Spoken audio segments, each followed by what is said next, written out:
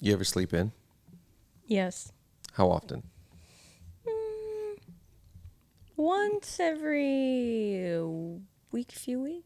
What is sleeping in for you? Just I'm curious. Yeah, what is that hour? Like if I That wake matters. lately, it's like if it's like a regular like 8:30 or 9, but then if it's like a deep sleep in, like it's been rough. It's like I could go to 10:30. You could go, 11, yeah. Because you're how old? How old are you? 24. Yeah. You're still in sleeping age.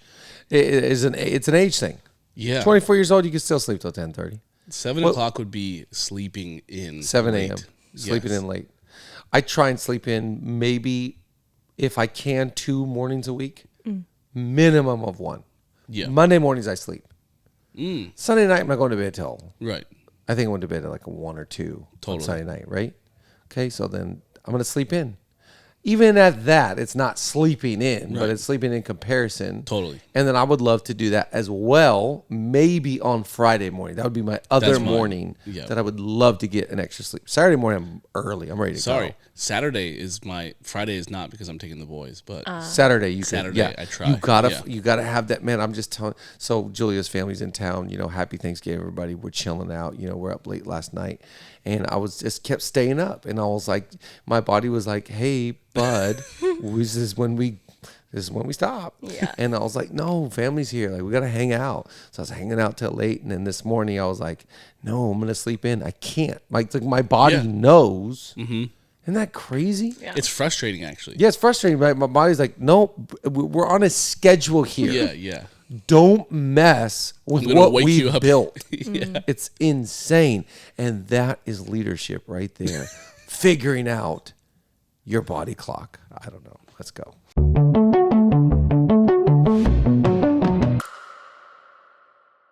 Oh, let's go. Shout out to all the leaners out there around the world. Very global. Yeah. Extremely. I met some leaners this last week from Melbourne, Australia, Very Mike. cool. So shout out to all the Aussies. We love Australia. We love the Outback Steakhouse, to be honest. The bloomin' There's onion. nothing like a blooming onion, homie. I love the Tim Tam's lamb. Let's go. Yes. Like, I don't know. Okay, we're jumping in today. We are in an episode this week. Happy Thanksgiving to everybody. I think you're going to be getting this after Thanksgiving, but it's Thanksgiving week around here. And I'm very excited. What you're going to be eating big on Thanksgiving? What are you guys doing? Yeah, we're going to the Narayans and we have a full menu. The whole already. spread. Yeah. April for Thanksgiving plans. You going to the Bay Area? I am. Very disappointing. You driving? I am driving. That's going to be a doozy. I'm picking up my cousin in Santa Are you leaving Barbara. tonight? No, I'm leaving in the morning. You better leave early in the morning. Yeah. I've done that drive for Thanksgiving. Yeah. One maybe in 1999. I did Wow. Thanksgiving in the Bay Area. Cool. Probably 1999, and I did the drive. It was fantastic. It's a good drive. You know what I gotta admit about San Francisco? It has the best sourdough bread bowl yeah. clam chowder in the world. Of course, it does. Go have one for us and say hi to the old Full House house. I will do that. Shout out to Aunt Becky. All right, hey, we want to take a quick break before we get too far into the podcast, and we want to give a shout out to one of our sponsors, Overflow. And Overflow is so cool. They've completely reimagined and innovated what it looks like to be able to give to donations, fundraisers. If you have an event where you're having people give, they've completely transformed that entire solution for you. So if you want to give creatively, they have crypto options, they have stock options, as well with all the other types of traditional options, cash and things like that. But if you head over to overflow.co/LLI, you can sign up for a free demo and you'll be partnered with their team. I'm just going to shout out their team. I do it every time. Their team is phenomenal. They're excellent in communicating, but they're going to help you with all of your questions, all of your needs, and they're going to allow you to find options for your organization, for people to give and for people to donate and for fundraising to be easier than ever. So check out overflow.co/LLI to book your free demo. Today we're talking about. They told me I didn't do that last episode, and It's true. They were very disappointed. Doubled it in up me, actually so right now. I'm back strong. I've got day one energy.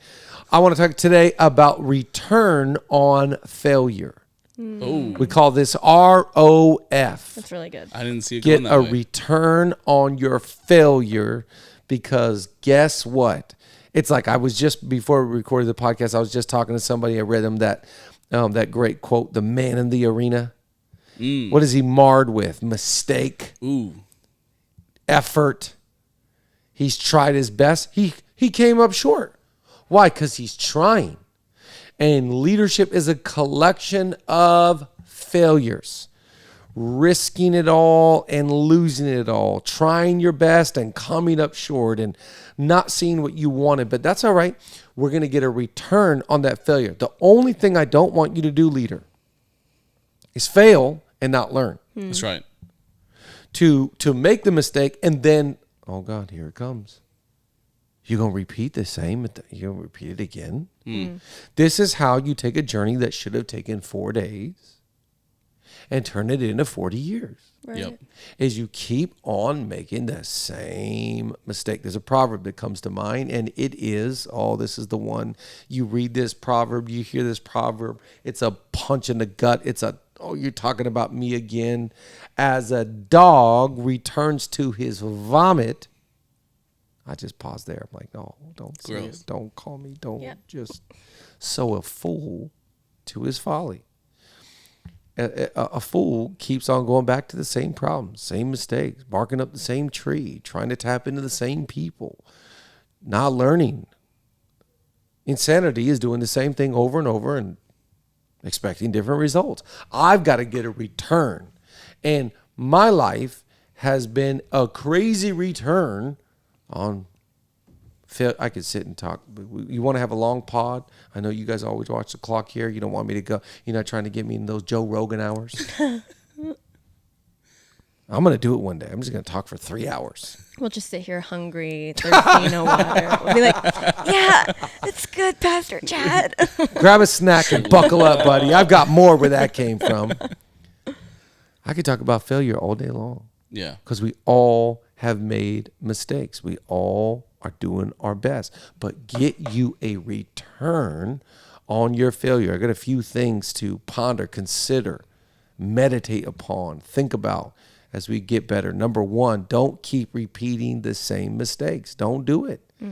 Don't keep going round and round the mountain, wondering if this is going to be the year of the promised land. No, it's not. Right. Mm-hmm. It's not. Well, who are you kidding? You're doing the same play. You haven't changed anything. You are set up. It's like Pastor Chris Hodges says, your systems are perfectly designed to deliver the current results you are getting. So why are you expecting different results? Yep. With the same system. Yeah. So we've got to stop it. If you've been making mistakes, stop it. This is not just a sin issue in leadership. It plays out in how you spend your money, who you elevate and who you exalt. It plays out in how you manage your time, how you manage your energy, the way you deal with conflict, the way that you deal with people.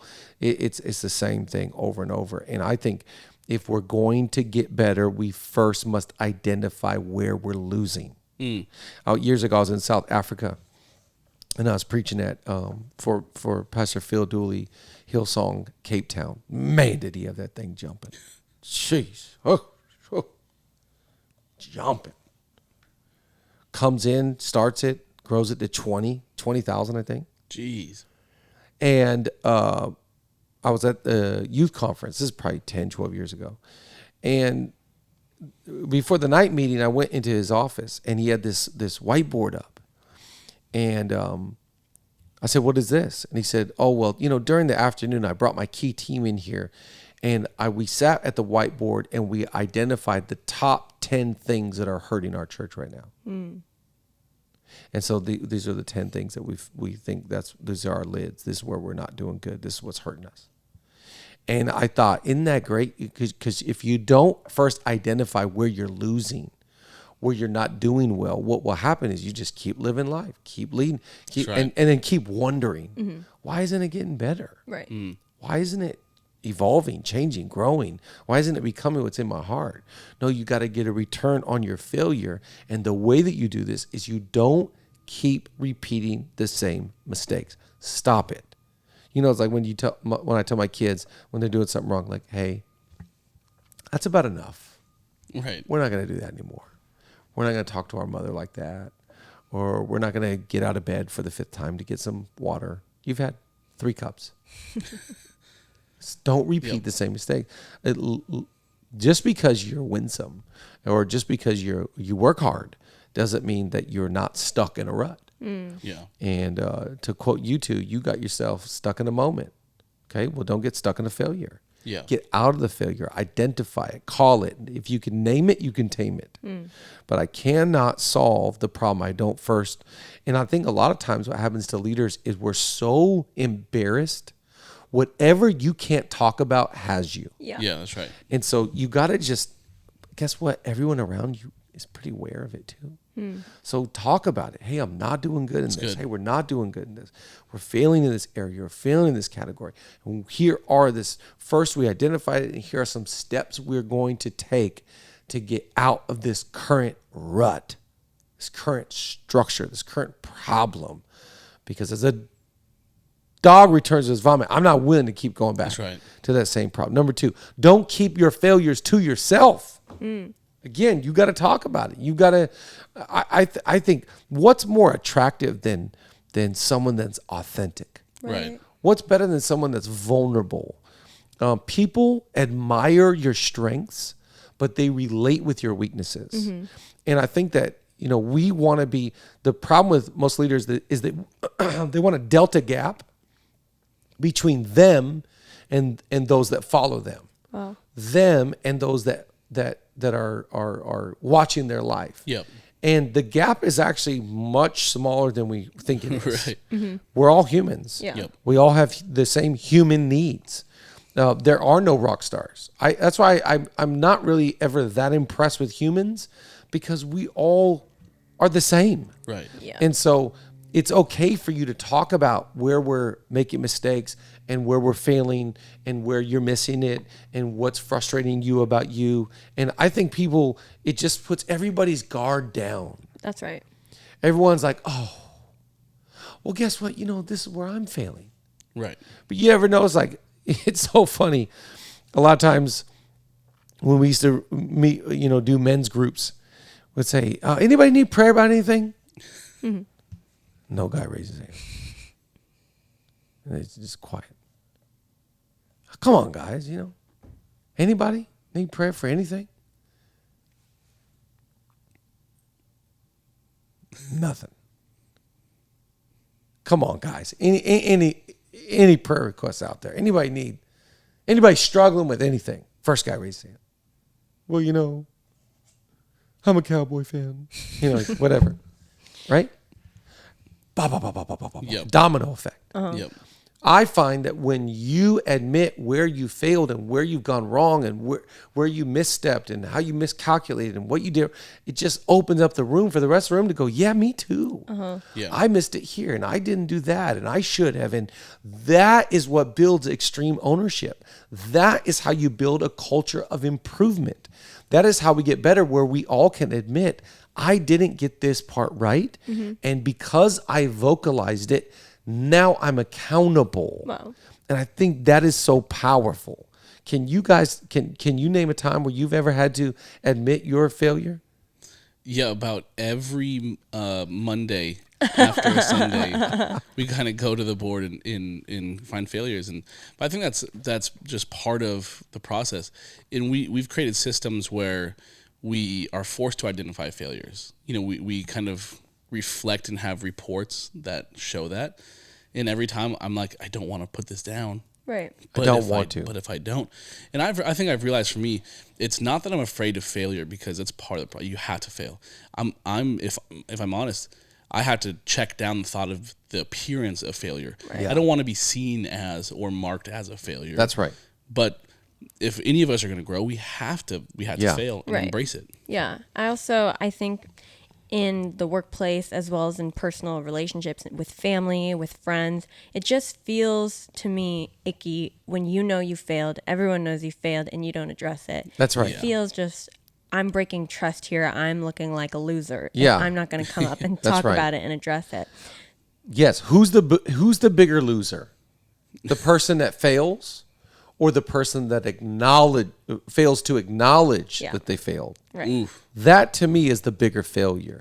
You would have done better of just grabbing that big, come on, it's Thanksgiving week, grab that big old piece of humble pie, It's so good. put some whipped cream on that thing and just be like, I messed up. I failed to plug in the cable. I did not do the announcements right. Whatever, fill in the blank. Yeah. And then everybody goes, oh, we love you. Yeah. Yeah, I actually trust you more now. Right. Yeah. And I think, in fact, it goes to number 3, but you already said it. Don't let failure define you. And I think that when you acknowledge it, it can't be on your identity. If you don't acknowledge it, it will be. Yeah, wow. There's a label there. Because you're talking, you can't talk about it. You can't talk about it. So now it's like everybody's like, well, they got God.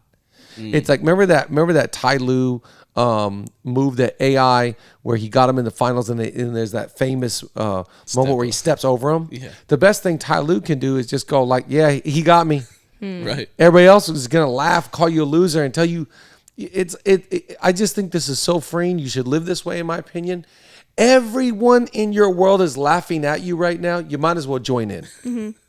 Yeah. And the moment you take yourself too serious, you can't join in the chorus. That's right. And so just laugh at your mistakes. Don't take yourself too serious, because nobody else does. There's nobody that we take so serious, unless it's John Maxwell. Hit me with the John just real fast. Everything rises and falls on I'm leadership. taking that voice serious. Very that guy's like pretty much He God. earned It's that like voice, God, yeah. Jesus, John. Right. Sorry, Holy Spirit, and then John. So he's fourth. I'm taking that. And Nick Saban is all. I'm going to take that guy serious. You all may be taking the week off, but I'm not. How could I not take him serious? He's Yeah. not taking the week off. I'm So I'm going intimidated. to take that guy serious. He's Roll Tide. He just became a billionaire. He sells. He sells. Wow. Stop. Yeah, he's got a bunch of car lots and he sells cars. But I'm taking it's John Maxwell, and Nick Saban. They take themselves serious. That's fine. Everybody else, you are fair game. If at first you don't succeed, get up and try again. That's so good. Another proverb: though a righteous man falls 7 times, he gets back up, because I'm not defined by my failure. I'm getting a return on that thing. I'm getting better. I'm getting stronger. I'm getting wiser. I'm getting softer. I'm getting kinder. I'm getting more generous. I'm getting more responsible. I'm working harder. I'm going to have a return on this thing. Don't you think for one second this failure is going to have me. I'm not going back to that thing again. I'm going to get. I said it in other mediums of platform. But recently, Julie and I were robbed. Our house got broken into. You don't think I'm setting myself up better? Right. I'm not gonna return to that. I'm not going back. Right. You got me once, and I thought I was ready. I'm gonna get even more ready, because at first you don't succeed. Get up and let's try again. Let's try. And I think that's what's so great about being a leader. I think that's what's so great about leading something and building something and figuring it out, going like, man, I messed up there. Man, I mishandled that relationship. Oh, that season was rough. Oh, that time. Oh, gosh, I could have done a better budget. I could have planned. Nothing worse than being in an event and going like, this event's terrible because of me. Man, I should. And I'm telling you, nothing will wake you up like being in your own event and you can't wait for next year's, because you're going to make it 10 times better. Right? Yeah. And I've been there, and you've been there. Get a return on your failure. Yeah. Don't go do it next year and go like, didn't we say that we weren't going to do this? Right. Didn't we say that we were going to get better? The only thing that will drive me crazy is if I'm around people that are not obsessed with improvement. All of life is an obsession with getting better. Yep. Cracking a code, give me a cheat code, give me a better way to handle my money that's what I love about, you see Mint just went away. The app Mint. It went away. Yeah. Stop. I think it's something like, I forget how many millions of people right now do not have a platform to handle their money because Mint just went away. Wow. And so all these other platforms to handle your money are Scrambling. swooping in. Yeah. Yep. Of going like, hey, Right. Yep. come over here. Like when you fail, it should be an opportunity for you to go, for something to go off and you go, hey, we can do it better here. Come over to this base camp or this Slack or this form of communication or this, whatever. Figure it out. Let's just get better. Yeah. Yep. It's like we're not even that moved by like the bottom line result. That's cool. But the fact that the air got better and the team got better and the communication got better. Oh, I like to say, we're so much stronger than we were. Yep. I'll take strength over anything. And how did I get stronger? I failed a lot. Yeah. But every time I failed, I wrote it down and identified it. I talked about it with the group, and we made promises to each other. We're going to get better. That's right.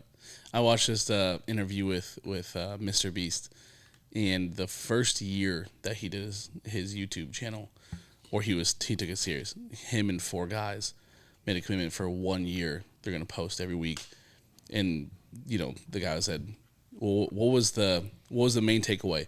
He said the success of that year was failing 5 years worth in 1 year. Wow. Sharing all those failures propelled it. That's really there was great. no success. He said there's no success. But there's 5 years worth of failures that we could learn from. So good. Yeah, and what do we do every Tuesday around here? We sit down in a meeting, and I look around the table and I go, "What'd you learn? How can we get better? What'd you learn? What stood out to you? What'd you learn this week?" Dan Patrick on his show, his podcast, he's on Fox Sports every morning. End of his 3-hour show, he asks his whole crew, "Go around the table. What'd you learn today? What'd you learn today?" Because it's just about learning. It's just about takeaways and figuring it out. And that's why I think that, if you're going to be a great leader, you got to be great at taking notes, writing stuff down. Yep. You know who I text the most probably? This might sound bizarre to some, but the person that I text the most is myself. Stop. Yeah, I text me all the time because I text notes. This quote, this thought, this idea, I text myself, and I go through the text I sent myself because I want to figure out, like, I heard that, I saw that, I send myself videos, I send myself quotes because I'm trying to have a log and a receipt of everything really cool. that helped me get better. It's really good. So when I type in Chad in my phone, the first name that pops up is mine. Yep. So I'm texting myself stuff to get better because you got to improve. Last one, number 4. Don't keep what you learn to yourself. Love this one. Right. This is a great one. Freely you have received, freely you should give. Mm-hmm. And if you're going to be a leader, leaders are the opposite of hoarders. You see someone in their car and they're hoarding, they got their car jam-packed or their house is filled with stuff and they're hoarders, okay? Leadership is opposite. It's just giving it. Give it away, give it away, give it away now. Give it away, give it away, give it away now. Red Hot Chili April. Peppers I'm sorry. missed 24. I'm sorry. I apologize. That is embarrassing. My You dad- know who the Red Hot Chili Peppers are? I do. My dad just loved like 70s and 80s like rock and alt and new wave. So that's the only thing I know. What I got to give it to your mama. Iconic. Give it away, give it away, give it away now. Give it away, give it away, give it away now. That whole album was my childhood. Flea? Yeah. I went to his studio the other day. Wow. Fleas? Yeah. That's cool. Our friend takes drum lessons there. He has a really cool, it's all for kids. Drum lessons and Savage. bass lessons. His wife has a cool fashion line. Oh, okay. So you kind of know. Yeah, I know. Wait. that line. Isn't their drummer the one that looks like Will Ferrell? Yeah. Chad. Yeah. His name is Chad, Yeah. right? Yep. Yeah, that's so cool. I seen some videos of him doing like, they just play a song and they're like, you play that. How would you play it? And he's like, just kill it. I saw those too. Travis is better. Is that Dave? Is Dave Hey. for Red Hot Chili Hey. Peppers? Hey. No. Travis is better. That guy, you start name dropping. Get out of here, buddy. Don't keep what you learned to yourself. That's right. You've got to give away, and Jesus talked about this, the greatest leader ever walked the face of the earth. He said, don't throw your pearl before swine. So what you're going to give away, can I just ask you to make sure that these people are hungry to learn, they are humble enough to learn, and they're going to hustle to apply. Shout out to Brad Lomenick, H3. Those are his 3 H's. I love those 3 H's together. Humble, hungry, and hustle. If you're going to give stuff away, give it. That's what I love about our nation. Are you kidding me? Leaner Nation, this is a nation, this is a force to be reckoned with. This is a global audience from Melbourne, Australia to Portugal. I don't know if they listen to us in Portugal. It's not very far. Okay, Brazil. Our nation, we all we do is learn and grow together. That's right. In fact, we were going to ask Leaner Nation a question this episode. We were going to ask them. Yeah, we were. What was the question? The question was, oh yes, if we were to do. Oh gosh, this is a great question. If we were to do a tour, what cities should we stop by? That's right. If we were to do a little LLI, I don't even want to call it pop-up because we're going to go on tour. Yeah. Call her Leaner Nation. Okay. That's the best thing I said today. Okay. That looked crazy, their tour. But if we did a tour, where should we pop up? Anyways, we're closing here. Don't keep what you learn to yourself. In other words, you failed. You had to name it. You had to acknowledge it. You had to learn from it. It was hard. It's a lot of tears in some cases. And then you learned. Great. Who knows? Who'd you tell? How can they apply it? How can they get better? Yeah. Everything about leadership is in group. It first happens in me and then it happens to we. It's a me thing that always turns into a we thing. Nothing about leadership stays with me. The me turns into the we. So even with failure, share what you learned with everybody else.